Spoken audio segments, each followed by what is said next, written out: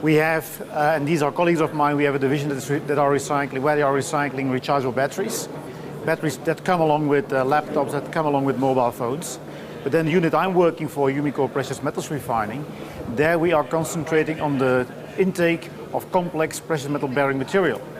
Talking about electronic scrap, we are mainly thinking about printed circuit boards, components, connectors and mobile phones.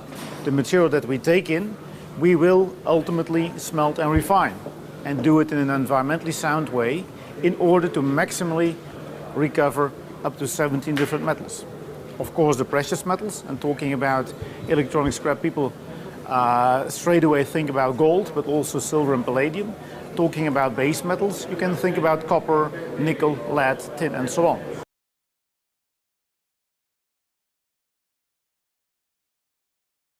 The biggest difference is that we are doing it in an environmentally sound way. We've made the investments for that. We have the control systems in place. We have the strict control of our authorities. And that in countries in Africa or in Asia, that there is hardly any control. That the treatment takes place under very entrepreneurial circumstances, leading to big emissions that are polluting the environment, also leading to big emissions that is harming the health and safety of the people who are doing the refining job. In addition, besides this environmental aspect, there's also a consequence as far as metal recovery is concerned. When we are taking in, let's say, circuit boards, we will recover more than 95% of the gold content, for instance. If they are trying to do the same type of refining of a circuit board, let's say in Africa or India or China, they might only recover up to 25%. So also from an economical resource conservation point of view, there's a huge difference between what an integrated smelter like Umicore can do and what the backyard refiners in Africa or Asia can do.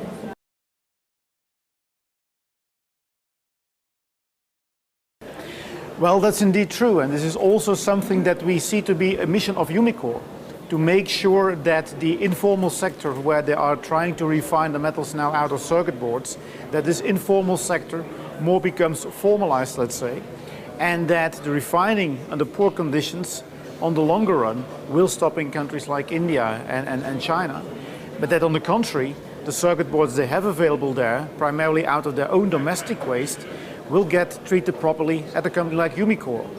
This will give them a lot of advantages. Clearly from an environmental point of view, no more pollution, also no more impact on their personal health and safety, but also from an economical financial point of view. Because currently they're only recovering 25% of the gold. If material is sent over to us, we can recover and pay them for, let's say, 95% of the gold, including a payment for other metals like silver and copper, for instance. And I think there is a kind of a win-win situation whereby they will have the possibility to get more, to earn more, and as a side consequence, not unimportantly, they will also have a better health and a better situation for the environment at large. Umicore, however, cannot do this on its own, and for that purpose we have been cooperating with international organizations like EMPA and GTZ from Germany, for instance.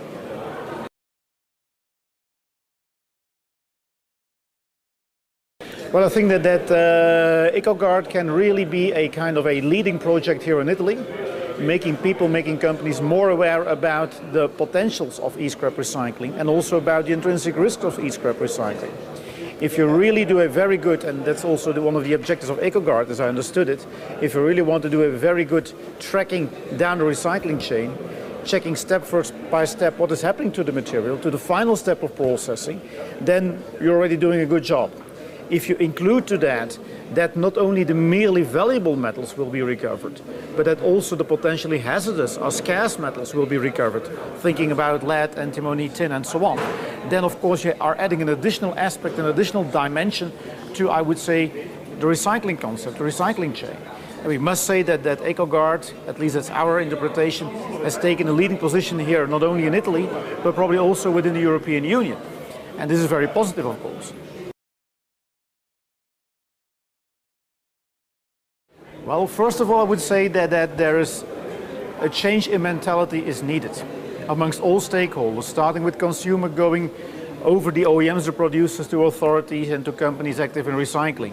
We should look at recycling and e-scrap recycling in particular as an opportunity. not as something that is a nuisance, not as a burden, but really as an opportunity.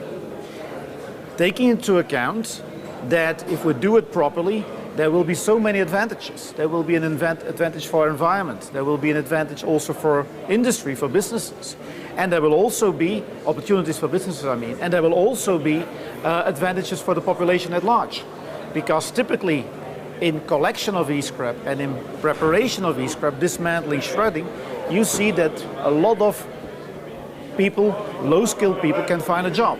So there's also a social dimension in that, a dimension of creating labor. And of course, we are living in a global world.